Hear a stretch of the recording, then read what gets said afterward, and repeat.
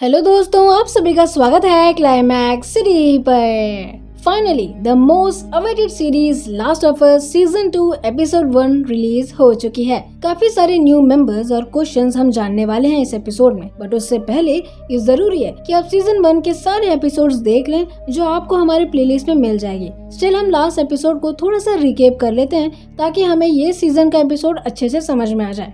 Last episode में हम देखते हैं कि फायरफ्लाइज ग्रुप जो कोरोडिसिप्स वायरस से बचने के लिए वैक्सीन बना रही थी, वो एली और जोल को कैद कर लिए थे। फायरफ्लाइज के लीडर मर्लिन एली की सर्जरी करने की तैयारी में थी क्योंकि डॉक्टर के हिसाब से समवेयर एली के ब्रेन में वायरस ग्रो हुआ है एंड अब एक मैसेंजर बन चुकी है, वो भी एक बचपन के हादसे की वजह से। इसलिए वो मैसेंजर ही वैक्सीन बनने वाले थे, बट इस प्रोसेस में एली मर जाएगी। जोल ये सहन नहीं कर पाता और मर्लिन को मारकर बेहोश एली को लेके वहाँ से चला जाता है। एपिसोड के एंड में एली के पूछने पर जोल झूठा कसम खाता है कि वहाँ रेडर्स आ चुके थे जिससे फायरफ्लाइज मर गए और वो खुद बचकर भागे, प्लस डॉक्टर को भी कुछ नहीं मिला, जिसपे एली मान जाती है और वापस जोल के ब्रदर टॉमी की बस्ती यानी जैक्सन व्योमिंग की तरफ बढ़ जाते हैं। एंड इसी के साथ सीजन 2 हमारा चालू होता है। तो without wasting any more time अब सीरीज देखते हैं। यहाँ एली और जोल व्योमिंग की तरफ बढ़ रहे थे। दूसरी तरफ हमारी मुलाकात स्टार लेक सिटी के बच्चे कुचे फायरफ्लाइज ग्रुप के लोगों से होती है जो पिछले रात लोगों को बचाने के लिए मर्लिन से दूर हो गए थे। अब क्योंकि जोल ने मर्लिन को मार दिया था, वो भी एली के लिए, ये खबर उनको पता चल गया था। ग्रुप में से एक मेंबर एबी इस बात के लिए काफी नाराज थी एंड तुरंत जोल को मारना चाहती थी, बट ओवन बताता है कि एड का भाई आइजक उसके पास बहुत सारे रिसोर्सेज हैं जिसकी मदद से उन्हें लीड मिल सकती है। एबी मानने को तैयार नहीं थी, स्टिल ओवन उसे मना लेता है। सीन शिफ्ट होता है और हम देखते हैं कि 5 साल बीत चुके थे एंड एली भी पहले से काफी ज्यादा टफ हो चुकी थी, प्लस कैलेब के साथ ट्रेनिंग कर रही थी। एकदम में वहाँ जेसी आता है और फाइट रोकने के लिए बोलता है। बातों बातों में वो ये भी बोल देता है कि उसने कैलेब को धीरे पंच करने बोला था, अदरवाइज उसे जोल को जवाब देना पड़ता। अजीब बात ये थी कि एली बिल्कुल भी इस बात से खुश नहीं थी और दोबारा पंच करने से मना करती है एंड रात में कहीं जाने की बात करती है, वो भी कमेटी से रिलेटेड।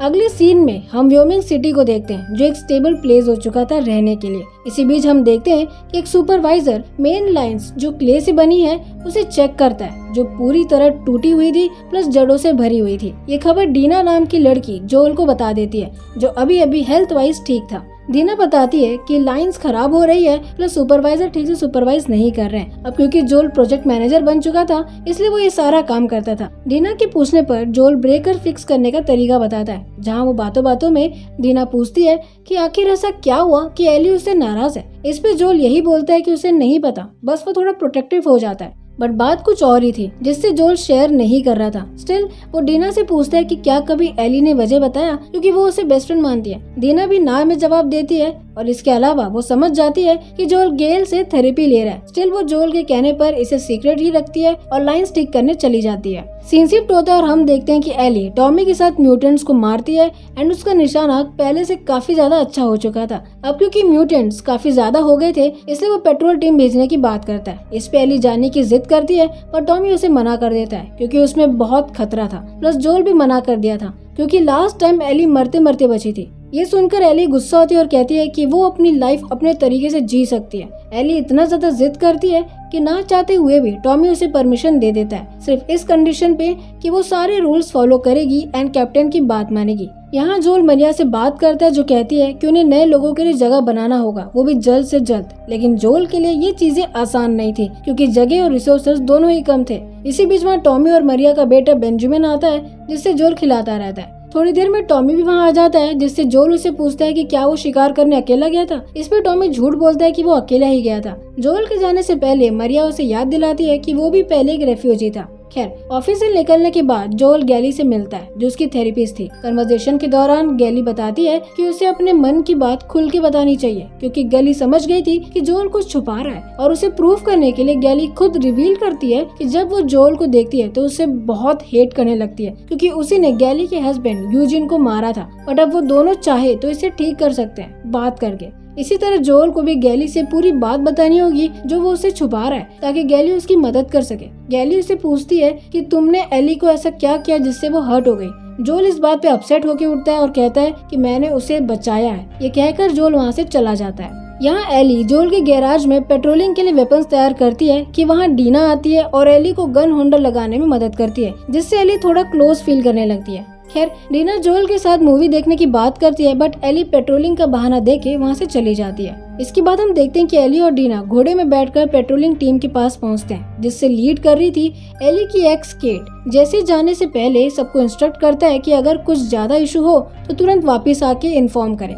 इसी तरह सभी लोग हॉर्सेस के साथ आगे बढ़ने लगते हैं। रास्ते में डीना रात में होने वाली न्यू ईयर पार्टी के बारे में एली से पूछती है। साथ ही वो ये भी कहती है कि वो केट को लेके आ सकती है एज अ डेट। इस पे एली यही बोलती है कि अब वो उस पे इंटरेस्टेड नहीं है, विच मीन्स एली का मन किसी और पे था। डीना ये बात समझ जाती है और उसे अपने साथ आने बोलती है एज अ बेस्ट फ्रेंड्स, क्योंकि उसका और जेसी का भी ब्रेकअप हो गया है फिर से। थोड़ी देर के सफर के बाद उन्हें बर्फ में खून दिखाई देता है। बिना वक्त गवाए डीना और एली एक्साइटमेंट में आके केट की बातों को इग्नोर करके आगे बढ़ जाते हैं, जहाँ उन्हें एक बियर और कुछ म्यूटेंट्स मरे हुए दिखाई देते हैं। कुछ देर में केट और बाकी लोग भी वहाँ आ जाते हैं। अब क्योंकि एली केट की बात नहीं मान रही थी, इसलिए वो एली और डीना को 5 मिनट का टाइम देती है ताकि वो सामने की बिल्डिंग को एक बार चेक कर ले। इस तरह एली और डीना अंदर जाते हैं, जहाँ उन्हें एक म्यूटेंट दिखाई देता है। एली स्ट्रांगली उस पर हमला करती है एंड उसे मार डालती है। एली डीना से बात करते हुए अंदर जाती ही है कि सीलिंग वीक होने की वजह से वो नीचे गिर जाती है। जब तक डीना दूसरा रास्ता खोजती, एली उस एरिया को सर्च करने लगती है कि शॉकिंगली उसे एक म्यूटेंट दिखाई देती है। लेकिन अजीब बात ये थी कि ये म्यूटेंट बाकी सबसे अलग थी, विच मीन्स ये इंटेलिजेंट थी। वो बिल्कुल एली की तरह ही दिमाग लगा के उस पे हमला करती है एंड उसका पेट काट देती है। बट लकीली एली उसे मार देती है और डीना भी वहाँ हेल्प के लिए आ जाती है। बट एली पेट में लगी चोट के बारे में डीना से छुपाती है। सीन शिफ्ट होता है और हम देखते हैं कि रूल्स तोड़ने की वजह से डीना और एली को कमेटी के सामने मरिया और टॉमी के क्वेश्चंस का सवाल देना होता है। एली सारी बातें उनको बताती है, लेकिन सिर्फ एक बात झूठ रहती है कि डीना एली के साथ थी। खैर कमेटी उन दोनों को केट से माफी और लॉक की डिटेल्स जेसी को रिपोर्ट करने बोलते हैं। उनके जाने के बाद टॉमी के पूछने पर मरिया बोलती है कि डीना झूठ बोल रही है कि उसने सब कुछ देखा है, बट वो एली की बात पर विश्वास करती है कि म्यूटेंट इंटेलिजेंट बन रहे थे। सब लोग इस बात से थोड़ा परेशान थे, लेकिन यही बिलीव करते हैं कि शायद वो एक ही थी। अगले सीन में हम देखते हैं कि एली म्यूटेंट के काटे हुए एरिया को हील करने के लिए उस पर टाका लगाती है और डायरी में डीना के वर्ड्स लिख रही होती है कि अचानक वहाँ जोल नॉक करके आ जाता है। जोल एली को उसका हालचाल पूछता है, बट वो सही से जवाब नहीं देती। इसी बीच जोल को एली का गिटार मिलता है जिसके स्ट्रिंग्स कम थे। वो उसे ठीक करने के लिए लेके जाता है, वो भी एली के मना करने के बावजूद भी। अगले सीन में हम देखते हैं कि न्यू ईयर पार्टी चर्च में चालू हो जाती है और एली डीना को डांस करते हुए देख रही होती है कि वहाँ जेसी आ जाता है और डीना को मस्ती करते हुए देख के खुश हो जाता है। एली ये देख के कहती है कि 2 दिन में तुम दोनों अगेन पैचअप कर लोगे, बट सरप्राइजिंगली जेसी ना में जवाब देता है। इससे पहले एली कुछ पूछती, वहाँ डीना आती है और एली को लेके डांस करने चले जाती है। डांस करते समय डीना एली के क्लोज हो जाती है और किस करने लगती है, विच मीन्स वो भी एली को पसंद कर रहे थे। वो दोनों किस कर ही रहे थे कि पार्टी में मौजूद एक मेंबर उन पर चिल्लाता है कि ये एक फैमिली इवेंट है, जिससे डीना सॉरी बोलकर एली को लेके जा ही रही होती है कि वो उन्हें नास्तिक बोल देता है, जिससे एली उसे मारने वाली थी कि तभी जोल आकर उसे मार देता है। मरिया पार्टी खराब नहीं होने देना चाहती थी, इसलिए वो उस आदमी को लेकर चले जाती है। रही बात एली की, तो वो सबके सामने जोल को ऐसा करने के लिए इंसल्ट कर देती है। जोल ये सहन नहीं कर पाता एंड ठीक है बोल के वहाँ से चला जाता है। खैर क्रिसमस पार्टी अभी भी चल रही होती है एंड एली घर की तरफ पहुंच जाती है, जहाँ उसे जोल गिटार ठीक करते हुए दिखाई देता है। जोल के देखने पर भी एली उसे इग्नोर करके अपने गैराज में चली जाती है। यहाँ शहर के लोग पार्टी एंजॉय कर रहे होते हैं, इस बात से अनजान कि वो मेन लाइन्स पे पड़े जड़ों में वायरस थे।